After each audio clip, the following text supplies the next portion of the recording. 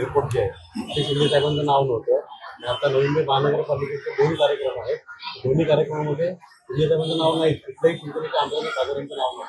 जाणीवपूर्वक बघा जाणीवपूर्वक होत आहे. म्हणजे खेदानं सांगावं असं वाटतं की मीरा भाईंदर महानगरपालिका आहे, नवी मुंबई महानगरपालिका हे ठाणे लोकसभा मतदारसंघातले 3 महापालिका.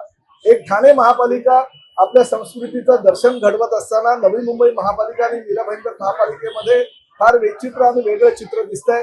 मी माननीय मुख्यमंत्री यांना पत्र सुद्धा दिलं होतं की अशा पद्धतीनं जर एखाद्या पक्षाची सत्ता त्या महानगरपालिकेवर आली असेल तर एखाद्या लोकप्रतिनिधींचं नाव म्हणजे आमदाराचं नाव, खासदारांचं नाव किंवा त्या भागातल्या मंत्र्याचं नाव किंवा त्या परिसरातल्या पालकमंत्र्याचं नाव जर टाकता येत नसेल तर ते अतिशय चुकीचं आहे, अयोग्य आहे.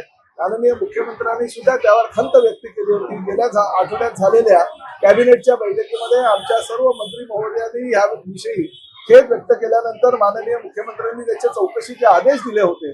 परंतु त्या आदेशाला 48 तास उलटत नाही. तोच नवी मुंबई महापालिकेनं पालकमंत्री म्हणून कार्यरत असलेले गेल्या अनेक वर्षांपासून एकनाथ शिंदे साहेबांचं नाव डावललं आणि त्याचबरोबर त्या पत्रिकेवर तरी खासदार किंवा आमदारांची नावं होती, पण ह्या पत्रिकेवर तर खासदार आमदारांची नावं जर नसेल तर दुर्दैव आहे. मला असं वाटतं जो प्रोटोकॉल ऑफिसर आहे त्या प्रोटोकॉल ऑफिसरने ह्या विषयावर लक्ष देणं गरजेचं आहे.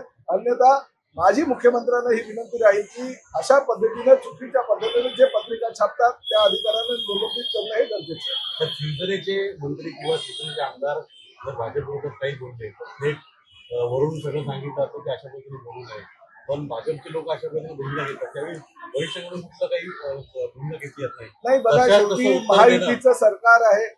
राष्ट्रवादी काँग्रेस, शिवसेना आणि भारतीय जनता पक्षाचं 3 पक्षाचं सरकार केंद्रामध्ये आहे, राज्यामध्ये आहे.